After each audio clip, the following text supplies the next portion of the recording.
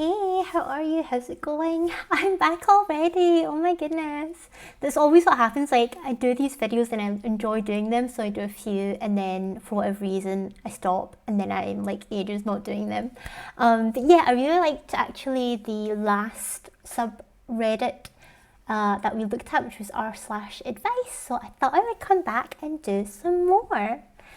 If you are new to the channel, hello there, my name is Cassandra, and this is basically where I just do whatever I want, put it on the internet for my entertainment and yours. If that tickles your pickle, then go ahead and subscribe if you haven't already. Let's get into it, as the kids say. So, looking at r/advice, let me make this bigger for you, my dear. One more. Seagull problems. Let's take a look. What is this? What is this? Stupid, but I have a problem with a seagull at work. I'm a line cook. I don't know what a line cook is, but someone who makes food, right? I go smoke by the dumpsters a few times a day. We get seagulls in our parking lot. It's a well-known restaurant. It's busy and tourists are sloppy with their fries. Okay, so the seagulls come for the food outside. I also suspect the tourists are feeding the seagulls because it's cute, even though it's very against the rules. Whose rules? Not to challenge, but just interested, like, is that the city rules or whatever? Regardless, the gulls do not fear man or God. They are used to people. A few weeks back, one of the gulls swooped down and took my cig, as in cigarette. I think he thought it was a French fry. I giggled and went about my day. However, it's happened a few times since. I know it's the same guy because he has a dark spot on his chest. I call him the pestilence. I don't know what that means. What's pestilence? You can't see it, but I've just looked it up. Pestilence, a fatal epidemic disease, especially bubonic plague. Neither prayers nor demonstrations halted the advance of the pestilence. Okay. Okay, so this seagull is like fucking squaring up to this guy in a cigarette, apparently. I'm concerned he is now addicted to nicotine. Oh shit. He's by the dumpsters at the same time as my breaks every single day. Sorry, I'm trying to push my chair in, but it's getting stuck for some reason. He's by the dumpsters at the same time as my breaks every single day. This obviously is not good for him, and I'm getting mad about him bumming off me because smoking is expensive. Do I try to quit smoking? I'll make noise and try to appear large to scare him off, but the pestilence is hip to my tricks. Have work crack down on tourists feeding the gulls? What do I do? Are there sonar weapons, such as a dog whistle type of thing, that I could employ? Sorry, this is fucking stupid. I'm being bullied by a seagull. I'm sorry, I don't mean to laugh. I'm being bullied by a seagull. He also stole a $10 bill from my co-worker. Gulls got balls. It's very rural, so we don't have animal rescues, and animal control just laughed when we called. Oh, that's not cool. That's not cool, because that's like their job, right? Any advice welcome, and yes, I am serious. He sucks, but I care about wildlife, and he's probably too young to be smoking. Aww. Update, dying that this blew up. The pestilence was off today due to rain, but I'm going to get photos and our videos of our gulls for y'all. I'm off of Fukushima next week, but I will try when I'm in. Thank you all for the advice and for the laughs. I've been a bit down lately and it's much appreciated. Thanks for the awards, but please donate to rural animal rescues instead. We clearly need it. Their DARE programs obviously suck. And do also donate to a women's shelter if you assumed I'm a man. I'm just a mess of a woman. It's easy to get those confused. I like OP. OP's cool.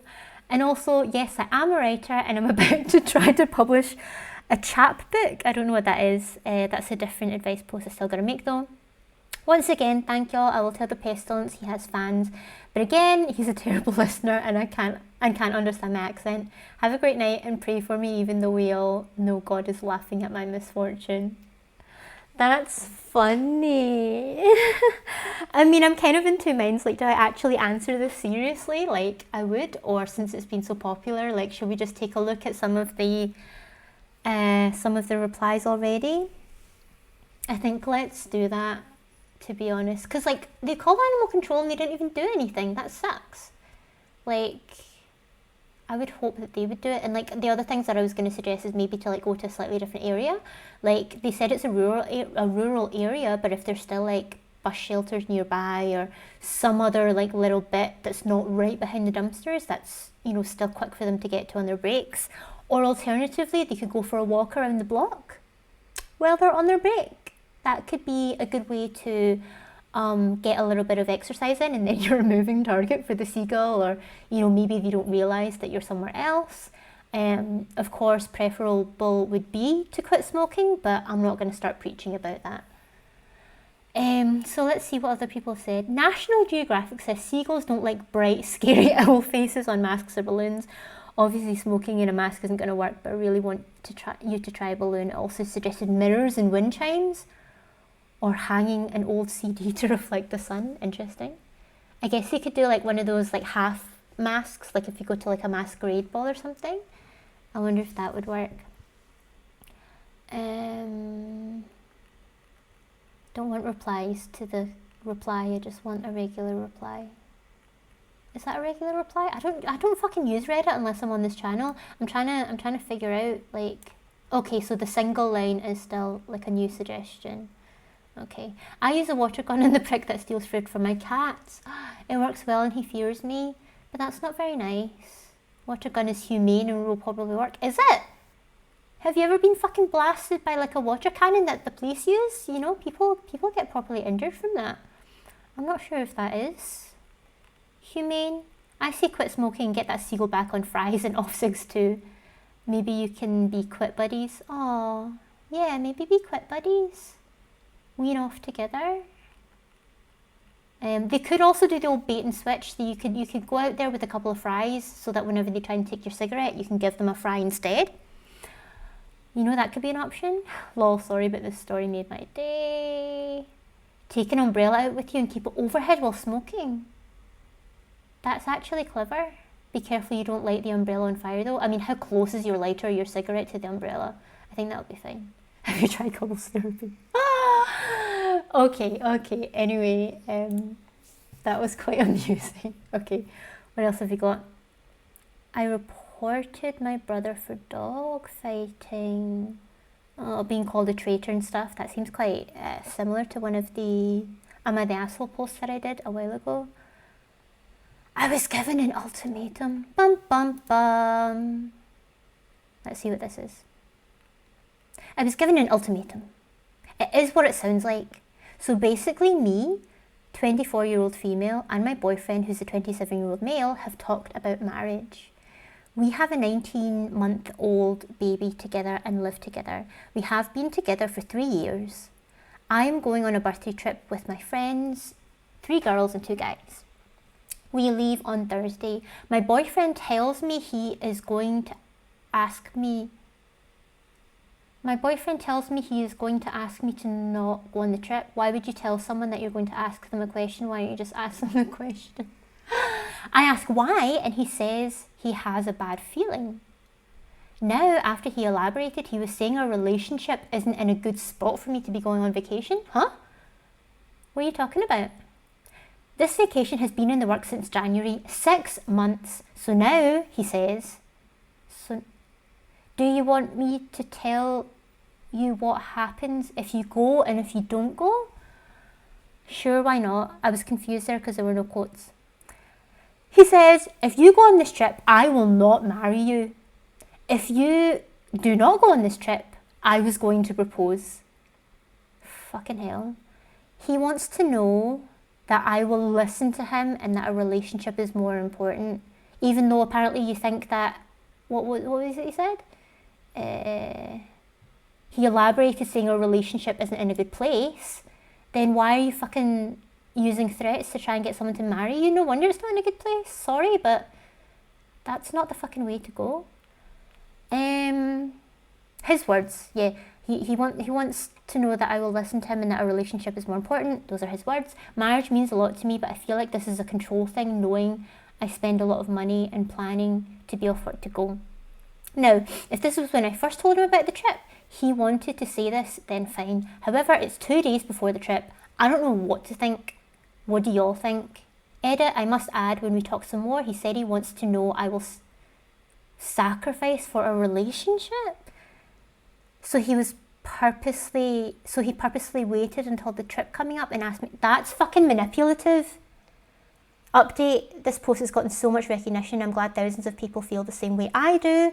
And I know I'm not tripping and going crazy for the ultimatum he gave me. I did in fact go on the trip. Good for you. I also did consider not going. That's understandable. This was up until he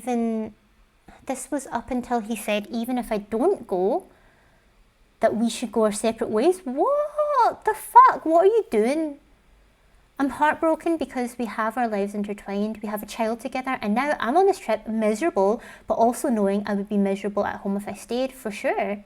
Life is so unfair. Up until this point, I've done everything. I'm tired and overwhelmed. I hate to be a statistic of being a single mum. That was always my worst fear. I only blame myself though. Thanks everyone for the love and hate comments. Why do you blame yourself? Girl. That was 13 days ago.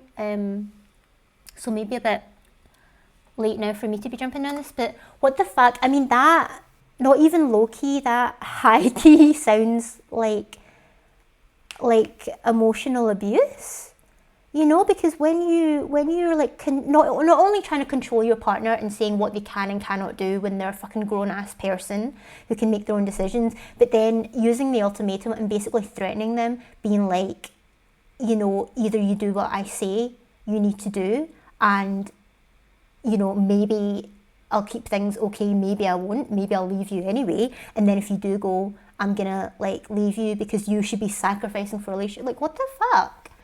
Like, what are you doing for the relationship? You know, like, that's not healthy. I'm not surprised that the relationship isn't in a good place. Like, like that's not cool. Like, I would understand, like, for example, if they said like, look, I don't really know these people, I'm not really that comfortable with you going, and I just want you to put my mind at ease a little bit. Like, fair enough, everyone has their insecurities and stuff, but actually like trying to tell, like, not even just say I would rather you didn't go, but that's my issue, being like, don't go, otherwise I'm gonna do this. Like, that's literally a threat. That's not cool at all. What else was I going to say? I forget. Oh yeah, and the fact then as well that he purposefully waited until 2 days before the trip before actually saying anything. That's like super, what the fuck is wrong with you? That's not cool. And yeah, like I say, OP, don't blame yourself. How is this your fault? Like, you know, it's very easy for people to end up in relationships with people who, for whatever reason, are not good for them or somehow unhealthy for them. It doesn't, like, don't blame yourself. People need to take responsibility for their own actions, but equally, we need to learn to not take responsibility for other people's actions. Which, yeah, I say this to you, and I probably say it to myself, but I don't do it. Like, I'm so overly responsible, it's just ridiculous, but whatever. It's not about me, it's about this person. But yeah, just trying to look at the update, because as I say, this was 13 days ago. I don't know how long the trip was.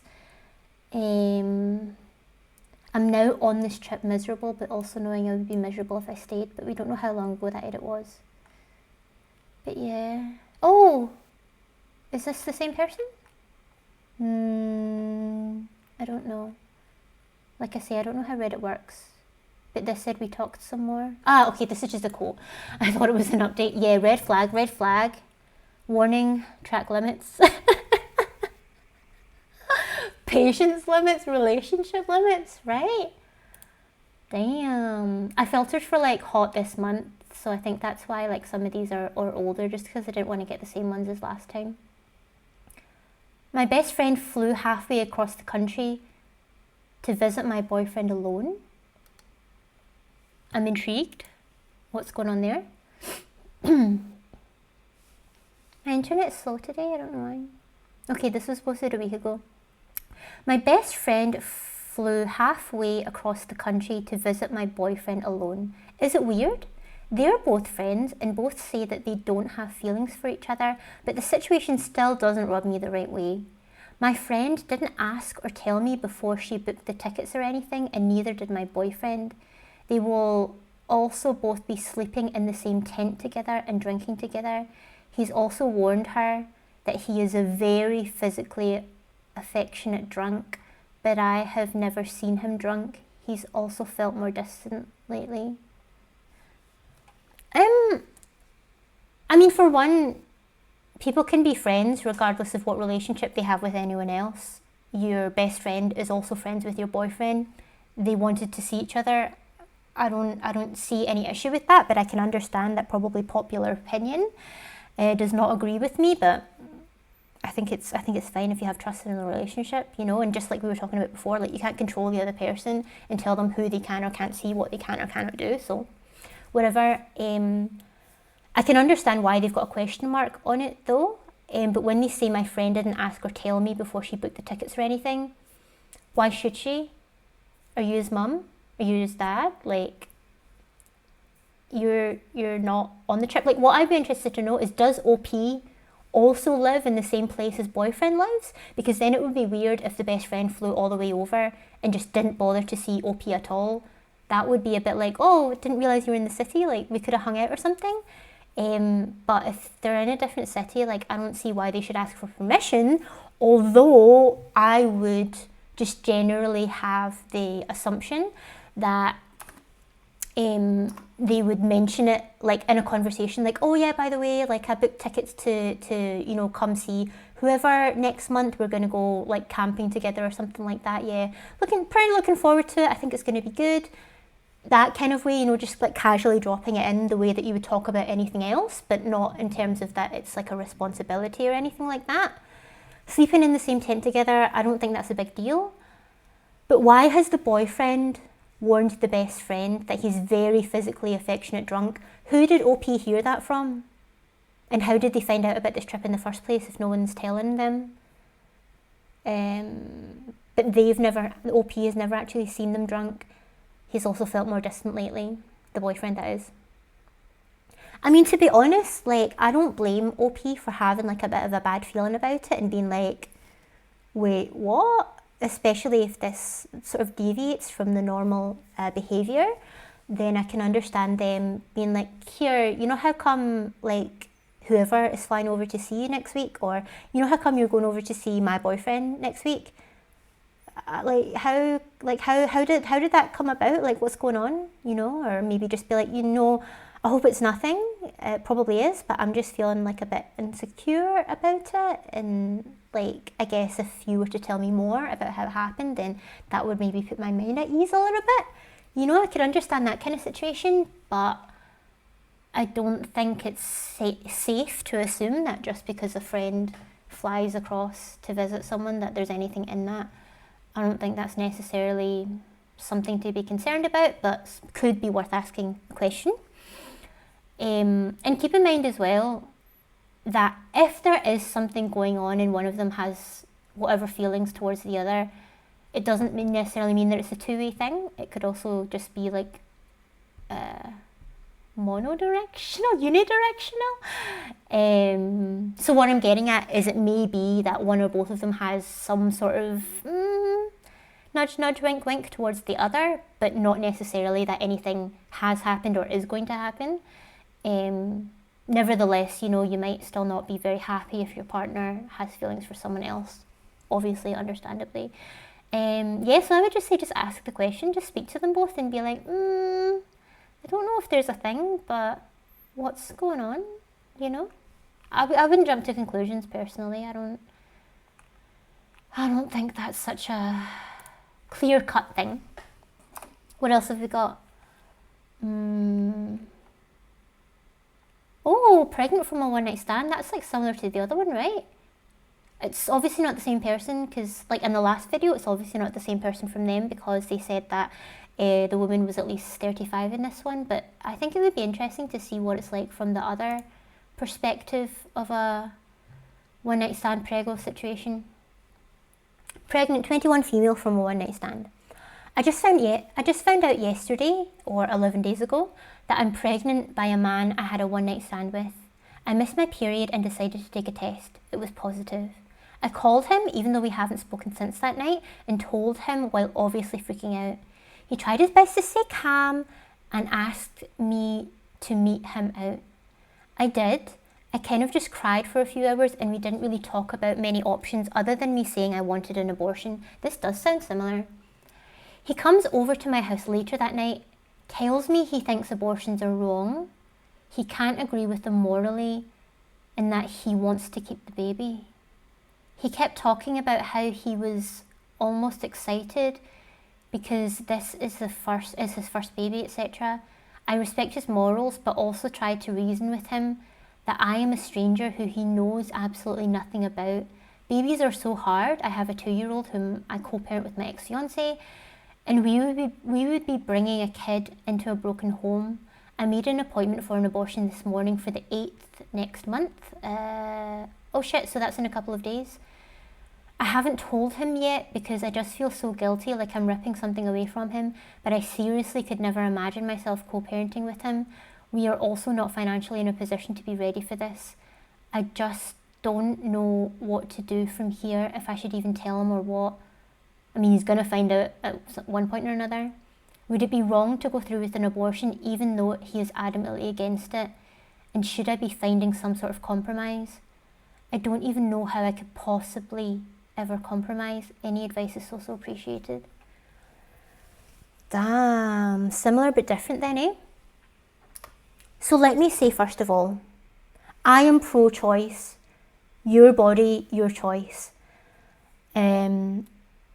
I think it's good that the guy, said, okay, let's meet in person, was trying to stay calm, and that also left a bit of space, a bit of time between the initial conversation and then going over later on to say, basically, like, I've had to think about it and this is how I stand on the situation, this is how I feel about it. That's totally fair enough. From OP's post, it doesn't seem like the guy is trying to force OP into having the baby just based off this, which again is good to kind of be like, look, it's your decision, but if it were my choice, this would be what I would choose and these are the reasons why. Please take this into consideration. I think really what the OP is looking for here is a bit of reassurance that doing what they want to do, which is to have an abortion, is the okay thing to do and to not kind of, be feeling bad about it. So this is the thing, right? I've had this conversation actually a couple of times because I just ask questions about stuff and I like to hypothesize about things. So the thing is, right, when a mummy and daddy love each other, so like when two people end up having an unexpected pregnancy, let's assume it's a man and a woman, that they get pregnant by mistake from a one night stand or whatever, it's one thing to be like, it's should we have the baby and should we keep the baby? If we have the baby but give it up for adoption, the man is like, it's basically like nothing's happened, in the practical sense. They're like fucking, sure, maybe they'll think about it from time to time, but nothing in their life actually changes at all unless they decide to keep the baby. And there are situations where the woman wants to keep the baby, but the man doesn't. And again, pro-choice, your body, your choice. But then in that situation, the man ends up with a baby that they didn't want.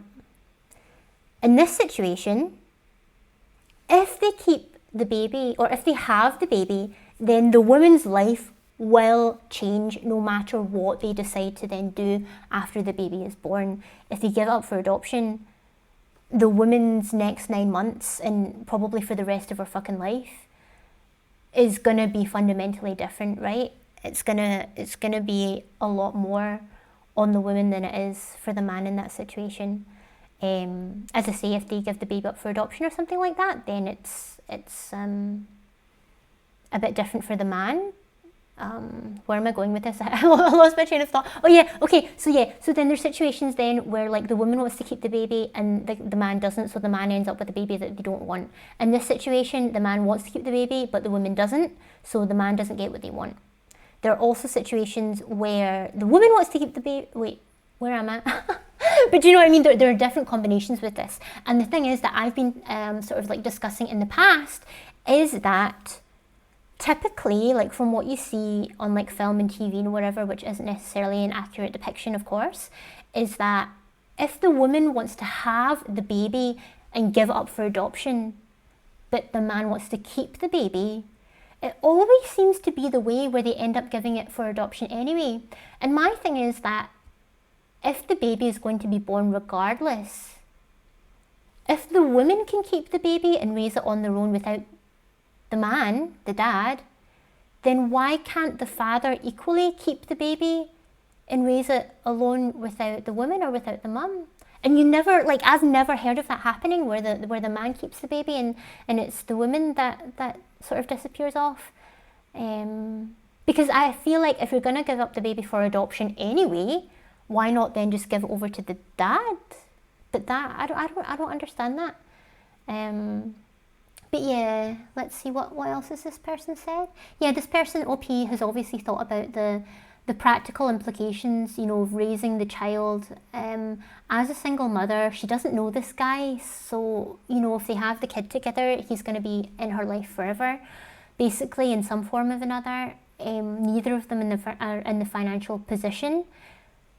So it sounds as if even though they maybe had unprotected sex, which this is the thing as well, like how can, like I don't understand how you can have a moral ground on abortions, yet you don't have a moral ground on having unprotected sex and putting yourself in a position where you would even need to think about an abortion. Whatever, it could also be that they did use protection, but you know, they're in the 3% or whatever. But yeah, I think it's very common that people you know, have unprotected sex and then they get pregnant and it's like, shit, what are we gonna do? Which, you know, things happen. I'm not here to judge anybody, but it sounds as if, you know, OP now is trying to think about things in a responsible way and understanding that it's not just a decision for them. It's going to affect, you know, the existing child and obviously the unborn baby.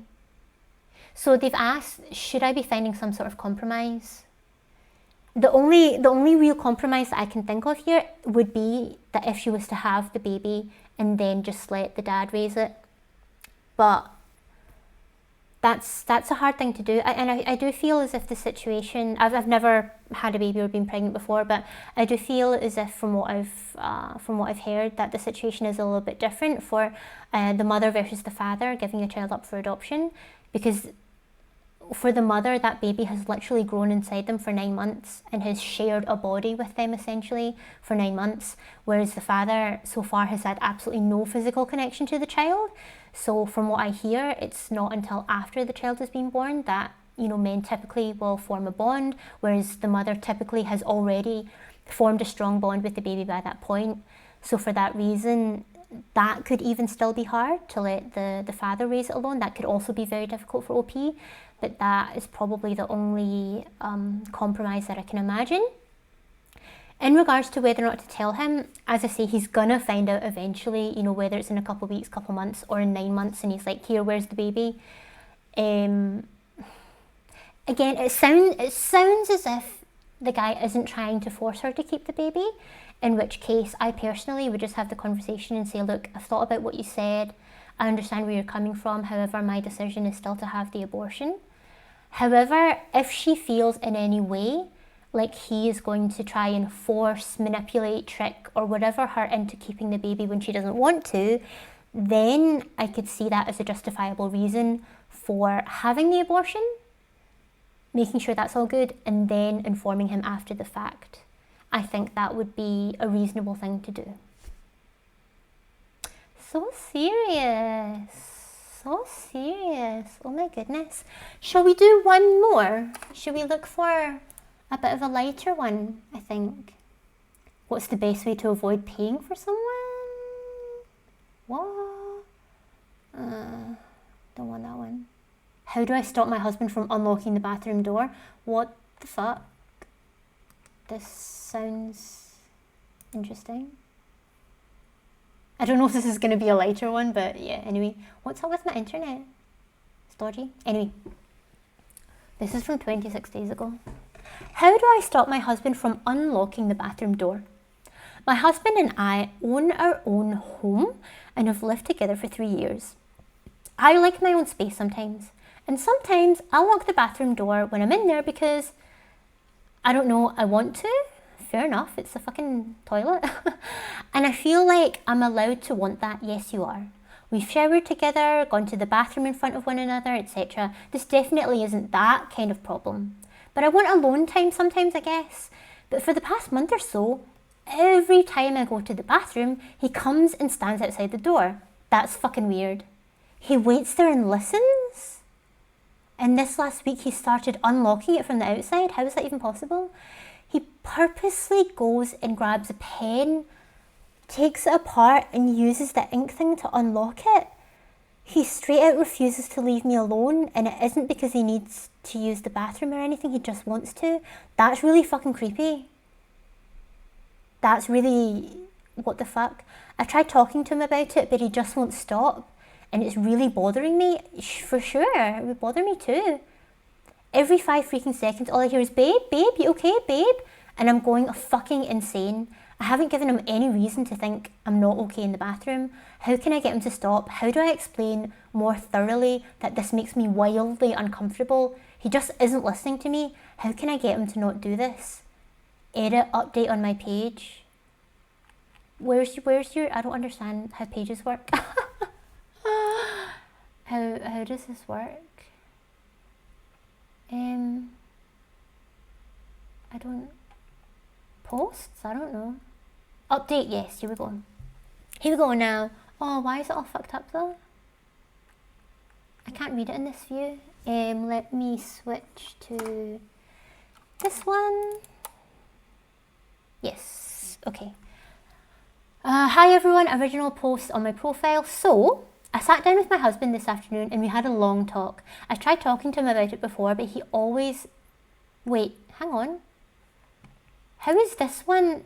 No, I thought it was from 14 days ago and I was like, how can the update be from 25 days ago? But this was 26 and then the next day they posted an update. So I've tried talking to him about it before, but he always brushed it off.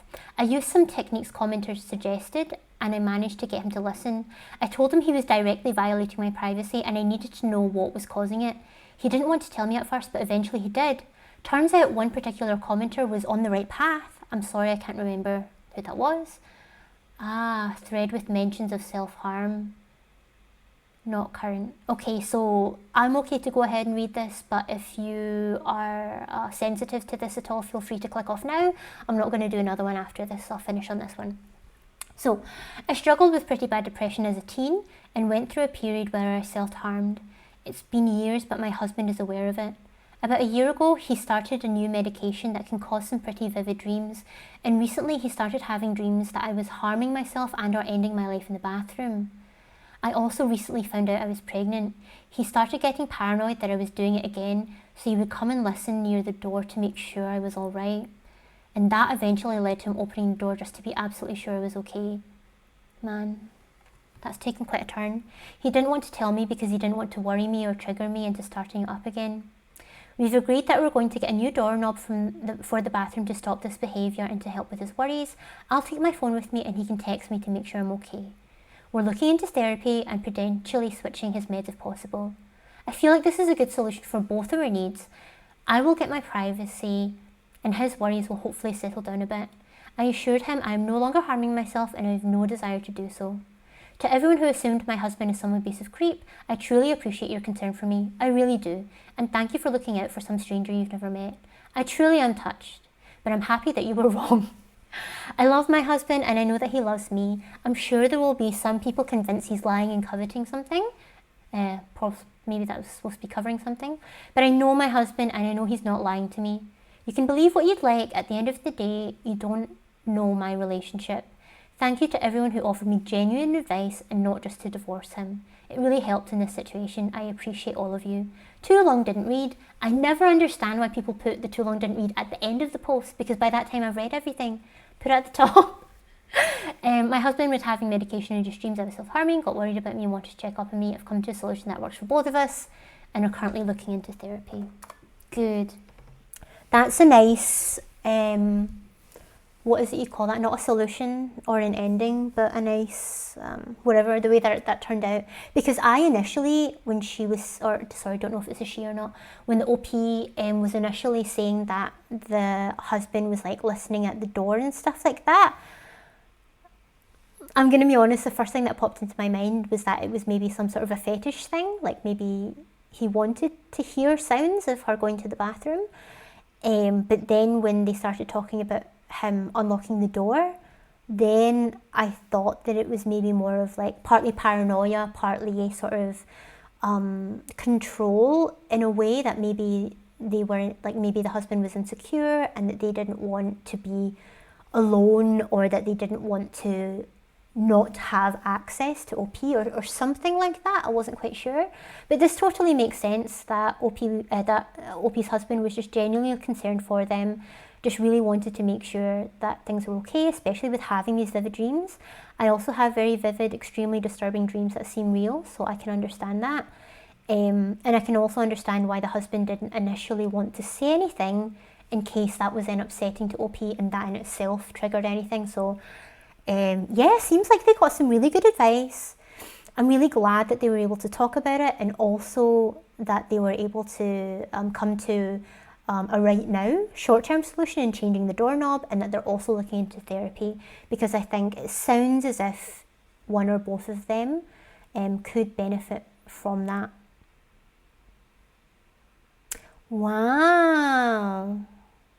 Interesting. I said we were going to do light-hearted ones and like ended up being serious again, but I somehow feel like because when I was doing like the am I the asshole post, like I would just get like really fired up and really like annoyed, because I did clearly think that either the OP or the someone in the story was an asshole. But these are quite interesting actually. I like these. It was definitely more seeing what had happened on this one, rather than actually me giving some advice myself. Apart from, I would say, the pregnancy one and the best friend one, maybe. But yeah, cool. I hope you're entertained. I am. If you liked the video, give it a like, share it with someone who you think would appreciate the drama. Subscribe for more videos like this, and I'll see you next time. All right. Bye-bye, bye-bye, bye-bye, bye-bye.